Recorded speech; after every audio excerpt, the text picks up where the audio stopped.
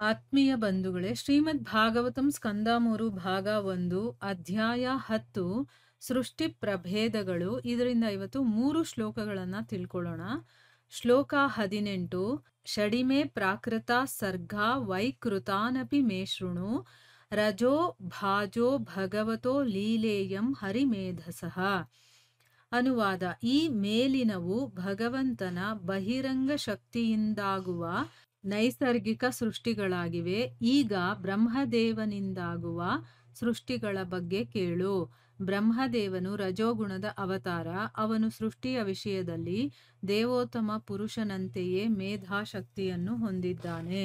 ಶ್ಲೋಕ 19 ಸಪ್ತಮೋ ಮುಖ್ಯ ಸರ್ಗಸ್ತು ಷಡ್ವಿಧಸ್ತಸ್ತುಷಾಂ ಚಯಃ ವನಸ್ಪತ್ಯೋಷಧಿಲತಾತ್ವಸಾರ ವಿರುಧೋ ದ್ರುಮಃ. ಅನುವಾದ: 7ನೆಯ ಸೃಷ್ಟಿಯು ಸ್ಥಾವರಗಳದ್ದಾಗಿದೆ. ಅವು 6 ಬಗೆಯವು. ಹೂತಳೆಯದ ಹಣ್ಣಿನ ಮರಗಳು, ಹಣ್ಣು ಮಾಗುವವರೆಗೆ ಅಸ್ತಿತ್ವದಲ್ಲಿರುವ ಮರಗಿಡಗಳು, ಬಳ್ಳಿಗಳು, ನಾಶವುಳ್ಳ ಸಸ್ಯಗಳು, ಆಧಾರವಿರದ ಬಳ್ಳಿಗಳು, ಹೂತಳೆವ ಹಣ್ಣು ಬಿಡುವ ಮರಗಳು. ಶ್ಲೋಕ 20 ಉತ್ಸ್ರೋತಸಸ್ತಮ ಪ್ರಾಯ ಅಂತಸ್ಪರ್ಶ ವಿಶೇಷಿಣಃ. ಅನುವಾದ: ಈ ಎಲ್ಲಾ ಸ್ಥಾವರ ವೃಕ್ಷಗಳು ಮತ್ತು ಸಸ್ಯಗಳು ಊರ್ಧ್ವಮುಖವಾಗಿ ತಮ್ಮ ಜೀವಿಕೆಯನ್ನು ಕಾಣುತ್ತವೆ. ಅವುಗಳೆಲ್ಲ ಜಡಪ್ರಾಯವಾದವು, ಆದರೆ ಆಂತರ್ಯದಲ್ಲಿ ವೇದನೆಯ ಸಂವೇದನೆಯುಳ್ಳವು. ಅವುಗಳ ಅಭಿವ್ಯಕ್ತಿಯಲ್ಲಿ ವೈವಿಧ್ಯವಿದೆ. ಇವು ಶ್ಲೋಕಗಳು ಮತ್ತೆ ಅವುಗಳ ಅನುವಾದ. ಈಗ ಭಾವಾರ್ಥದ ಮೂಲಕ ನಾವು ಇದರ ಅರ್ಥವನ್ನ ತಿಳ್ಕೊಳ್ಳೋದಕ್ಕೆ ಪ್ರಯತ್ನ ಮಾಡೋಣ. ಹೋದ ಭಾಗದಲ್ಲಿ ನಾವೇನ್ ತಿಳ್ಕೊಂಡ್ವಿ? 3ನೇ ಸೃಷ್ಟಿಯಲ್ಲಿ ಇಂದ್ರಿಯ ಗ್ರಹಿಕೆಗಳು ಸೃಷ್ಟಿಯಾಗತ್ತೆ, ಅದರಿಂದ ಮೂಲಾಂಶ ಅನ್ನೋದು ಉತ್ಪತ್ತಿ ಆಗತ್ತೆ. ಮತ್ತೆ ಜ್ಞಾನ, ಕರ್ಮ ಇದರ ಸಾಮರ್ಥ್ಯಗಳ ಸೃಷ್ಟಿ ಇದೆಯಲ್ಲ, ಅದನ್ನ 4ನೇ ಸೃಷ್ಟಿ ಅನ್ನೋದನ್ನ ತಿಳ್ಕೊಂಡ್ವಿ. ಮತ್ತೆ ಸತ್ವಗುಣದ ಪೂರಕ ಕ್ರಿಯೆಯಿಂದ ನಿಯಾಮಕ ದೇವತೆಗಳ ಸೃಷ್ಟಿಯಾಗತ್ತೆ, ಅದು 5ನೇ ಸೃಷ್ಟಿ. ಮತ್ತೆ ಜೀವಿಗಳ ಅಜ್ಞಾನ ಅನ್ನುವಂತಹ ಕತ್ತಲೆ ಇದೆಯಲ್ಲ, ಅದನ್ನ 6ನೇ ಸೃಷ್ಟಿ ಅಂತ ಹೇಳ್ತಾರೆ. ಅದರಿಂದಾನೇ ಅವನು ಒಡೆಯ ಆಗಿದ್ರು ಕೂಡ ಮೂಢನ ಹಾಗೆ ವರ್ತನೆ ಮಾಡ್ತಾನೆ ಅನ್ನೋದನ್ನು ಕೂಡ ನಾವು ತಿಳ್ಕೊಂಡ್ವಿ. ಈಗ 6 ಸೃಷ್ಟಿಗಳು ಯಾವ್ದ್ಯಾವ್ದು ಅನ್ನೋದೆಲ್ಲ ನಮಗ್ ಗೊತ್ತಾಯ್ತಲ್ವಾ? ಈಗ ಇಷ್ಟು ಹೊತ್ತು ಏನ್ ಹೇಳಿದ್ರೋ ಅದೆಲ್ಲ ಭಗವಂತನ ಬಹಿರಂಗ ಶಕ್ತಿಯಿಂದ ಆಗುವಂತ ನೈಸರ್ಗಿಕ ಸೃಷ್ಟಿಗಳು. ಅದೆಲ್ಲ ನಿಸರ್ಗದಲ್ಲೇ ಆಗುವಂಥದ್ದು ಬಹಿರಂಗ ಶಕ್ತಿಯಿಂದ. ಈಗ ಇನ್ನು ಮುಂದೆ ಹೇಳುವಂಥದ್ದನ್ನ ಬ್ರಹ್ಮದೇವ ಸೃಷ್ಟಿ ಮಾಡುವಂಥದ್ದು. ಇಲ್ಲಿ ಅದಕ್ಕೆ ಹೇಳ್ತಾ ಇದ್ದಾರೆ, ಈಗ ಬ್ರಹ್ಮದೇವನಿಂದ ಆಗುವಂತ ಸೃಷ್ಟಿಗಳ ಬಗ್ಗೆ ನಾನು ಹೇಳ್ತೀನಿ, ಅದನ್ನ ಕೇಳು ಅಂತನ್ಬಿಟ್ಟು ಹೇಳ್ತಾ ಇದ್ದಾರೆ. ಬ್ರಹ್ಮದೇವ ಯಾವ ಗುಣದ ಅವತಾರ? ರಜೋಗುಣದ ಅವತಾರ ಅಲ್ವಾ? ಅವನು ಸೃಷ್ಟಿಯ ವಿಷಯದಲ್ಲಿ ಅವನು ಮಾಡುವಂತ ಸೃಷ್ಟಿ ಕಾರ್ಯ ಹೇಗಿರುತ್ತೆ ಅಂದ್ರೆ, ಭಗವಂತ ಹೇಗೆ ಸೃಷ್ಟಿ ಕಾರ್ಯ ಮಾಡೋದ್ರಲ್ಲಿ ಅವನು ಮೇಧಾಶಕ್ತಿ ಇದೆಯೋ ಅದೇ ರೀತಿ ಇವನಿಗೂ ಕೂಡ ಆ ರೀತಿಯ ಮೇಧಾಶಕ್ತಿ ಇರುವಂತವನು. ಅಂದ್ರೆ ಅಷ್ಟೊಂದು ಕೆಪಾಸಿಟಿ ಇರುವನು, ಅಷ್ಟು ಯೋಚನೆ ಮಾಡ್ತಾನೆ, ಮತ್ತೆ ಆ ರೀತಿ ಸೃಷ್ಟಿ ಮಾಡುವಷ್ಟು ತಾಕತ್ತಿದೆ ಅವನಲ್ಲಿ ಅಂತ ಅರ್ಥ. ಭಗವಂತ ಹೇಗೆ ಸೃಷ್ಟಿ ಮಾಡ್ತಾನೋ ಅದೇ ರೀತಿಯ ಒಂದು ಮೇಧಾಶಕ್ತಿ ಇರುವಂಥವನು ಯಾರು ಅಂತಂದ್ರೆ ಬ್ರಹ್ಮ.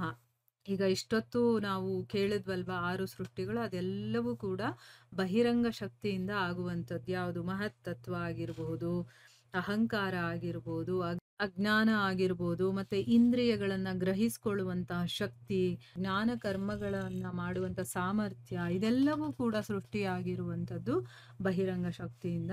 ಈಗ ಬ್ರಹ್ಮದೇವ ಏನೆಲ್ಲ ಸೃಷ್ಟಿ ಮಾಡ್ತಾನೆ ಅನ್ನೋದನ್ನ ತಿಳ್ಕೊಳ್ಳೋಣ. 7ನೇ ಸೃಷ್ಟಿ ಸ್ಥಾವರಗಳದ್ದಾಗಿದೆ. ಈಗ ಏನಿದೆಯೋ ಅದೆಲ್ಲ ಇವನು ಮಾಡುವಂಥದ್ದು. ಅಂದ್ರೆ ಏನು? ಈ ಒಂದು ಐಹಿಕ ಪ್ರಪಂಚಕ್ಕೆ ಸೇರಿರುವಂಥದ್ದು ಎಲ್ಲವೂ ಕೂಡ. ಅದು 6 ಬಗೆಯದ್ದು ಅಂತ ಹೇಳ್ತಾ ಇದ್ದಾರೆ. ಯಾವುದು? ಹೂ ತಳೆಯದ ಹಣ್ಣಿನ ಮರಗಳು, ಅಂದ್ರೆ ಹೂವೇ ಬಿಡದೆ ಡೈರೆಕ್ಟ್ ಆಗಿ ಹಣ್ಣು ಬಿಡುತ್ತಲ್ಲ ಅಂತ ಮರಗಳು. ಮತ್ತೆ ಹಣ್ಣು ಮಾಗೋವರೆಗೂ ಮಾತ್ರ ಇರುವಂತ ಮರಗಿಡಗಳು. ಅಂದ್ರೆ ಏನು? ಅದು ಹಣ್ಣು ಬಿಟ್ಟಾದ್ಮೇಲೆ ಅದು ಒಣಗೋಗ್ಬಿಡುತ್ತೆ ಆ ರೀತಿ. ಇನ್ನ ಬಳ್ಳಿಗಳು, ಆಮೇಲೆ ನಾಶವಾಗುವಂತಹ ಸಸ್ಯಗಳು. ಕೆಲವೊಂದು ನಾಶನೇ ಆಗಲ್ಲ, ಕಂಟಿನ್ಯೂಸ್ ಆಗಿ ಅದು ಇದ್ದೇ ಇರುತ್ತೆ. ಆ ರೀತಿಯ ಸಸ್ಯಗಳು ಇದೆಯಲ್ಲ, ಇಲ್ಲಿ ನಾಶವಾಗುವಂತ ಸಸ್ಯಗಳನ್ನ ಅವನು ಸೃಷ್ಟಿ ಮಾಡ್ತಾನೆ. ಆಮೇಲೆ ಆಧಾರನೇ ಇಲ್ಲದೆ ಇರುವಂತ ಬಳ್ಳಿಗಳು, ಕೆಲವೊಂದು ಬಳ್ಳಿಗಳು ಆಧಾರ ಇಲ್ದೇನೆ ಅದು ಇರುತ್ತೆ. ಆಮೇಲೆ ಕೆಲವೊಂದು ಹೂ ಬಿಡುವಂತ ಮರಗಳು, ಕೆಲವೊಂದು ಹಣ್ಣು ಬಿಡುವಂತ ಮರಗಳು. ಇದೆಲ್ಲವೂ ಕೂಡ 7ನೇ ಸೃಷ್ಟಿಯಾಗಿದೆ. ಈ ಎಲ್ಲಾ ಸ್ಥಾವರ ವೃಕ್ಷಗಳು ಮತ್ತೆ ಸಸ್ಯಗಳು ಕೂಡ ಊರ್ಧ್ವಮುಖವಾಗಿ ತಮ್ಮ ಜೀವಿಕೆಯನ್ನ ಕಾಣುತ್ತೆ. ಅಂದ್ರೆ ಅದು ಬೆಳೀತಾ ಹೋಗುತ್ತೆ, ಊರ್ಧ್ವಮುಖವಾಗಿರುತ್ತೆ. ಆದ್ರೆ ಅದೆಲ್ಲವೂ ಕೂಡ ಜಡಪ್ರಾಯವಾಗಿರುವಂಥದ್ದು. ಅದು ಎಲ್ಲಿರುತ್ತೋ ಅಲ್ಲೇ ಇರುತ್ತೆ, ಅದು ಎಲ್ಲೂ ಓಡಾಡೋದಿಲ್ಲ. ಆದ್ರೆ ಆಂತರ್ಯದಲ್ಲಿ ವೇದನೆನೂ ಇದೆ, ಸಂವೇದನೆ ಇರುವಂಥದ್ದು. ಅವುಗಳ ಅಭಿವ್ಯಕ್ತಿಯಲ್ಲಿ ವೈವಿಧ್ಯತೆ ಇದೆ, ಒಂದೇ ತರ ಎಲ್ಲ ಇರೋದಿಲ್ಲ, ಒಂದೊಂದು ತರ ಇದೆ ಅಂತ ಅಂದ್ಬಿಟ್ಟು. ಈಗ ನೋಡಿ, ಅವು ಜಡ ಅಲ್ವಾ, ಎಲ್ಲಿರುತ್ತೋ ಅಲ್ಲೇ ನಿಂತಿರ್ತವೆ ಈ ಮರಗಳು. ಆದ್ರೆ ಅದು ಒಳಗಡೆಯಿಂದ ಸಂವೇದನೆ ಇರುವಂಥದ್ದು. ವೇದನೆನೂ ಆಗುತ್ತೆ ಅದಕ್ಕೆ, ಸಂವೇದನೆನೂ ಇದೆ. ಅಂದ್ರೆ ನಮಗೆ ರಿಯಾಕ್ಟ್ ಮಾಡುತ್ತದು, ನಮಗ್ ಗೊತ್ತಾಗಲ್ಲ ಅಷ್ಟೇನೆ. ಮತ್ತೆ ಅದಕ್ಕೂ ನೋವಾಗುತ್ತೆ, ಆದ್ರೆ ಅದು ನಮಗ್ ಕಾಣಿಸೋದಿಲ್ಲ ಅಷ್ಟೇನೆ. ಆಮೇಲೆ ಒಂದೊಂದಕ್ಕೂ ಕೂಡ ವೈವಿಧ್ಯತೆ ಅನ್ನೋದು ಇದೆ ಅನ್ನೋದು ಇದ್ರ ಅರ್ಥ.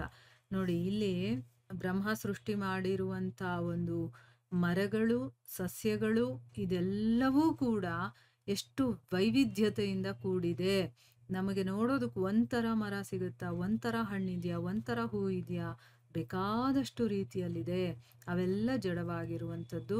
ಆದ್ರೆ ಒಳಗಡೆ ಅದಕ್ಕೆ ವೇದನೆನೂ ಇದೆ, ಸಂವೇದನೆನೂ ಇದೆ. ಇದನ್ನ ನಾವು ಅರ್ಥ ಮಾಡ್ಕೊಳ್ಬೇಕು. ಇದೆಲ್ಲ ತುಂಬಾ ಚೆನ್ನಾಗಿದೆ ವಿಷಯಗಳು. ಇನ್ನು ಮುಂದೆ ಹೋಗ್ತಾ ಹೋಗ್ತಾ ಅದನ್ನ ಇನ್ನೂ ಡೀಟೇಲ್ ಆಗಿ ವಿವರಣೆ ಮಾಡಿದ್ದಾರೆ. ಆಗಿನ್ನೂ ನಮಗೆ ಕೇಳೋದಕ್ಕೆ ಇಂಟ್ರೆಸ್ಟಿಂಗ್ ಆಗಿರುತ್ತೆ. ಹೇಗೆ ಬ್ರಹ್ಮ ಸೃಷ್ಟಿ ಮಾಡ್ತಾ ಇದ್ದಾನೆ ಅನ್ನೋ ವಿಚಾರದ ಬಗ್ಗೆ ನಾವಿಲ್ಲಿ ತಿಳ್ಕೊಳ್ತಾ ಇದ್ವಿ. ಈಗ 7ನೇ ಸೃಷ್ಟಿವರೆಗೂ ಆಗಿದೆ. 8ನೇದನ್ನ ನಾವು ಮುಂದಿನ ಭಾಗದಲ್ಲಿ ತಿಳ್ಕೊಳ್ಳೋಣ. ಹರೇ ಕೃಷ್ಣ.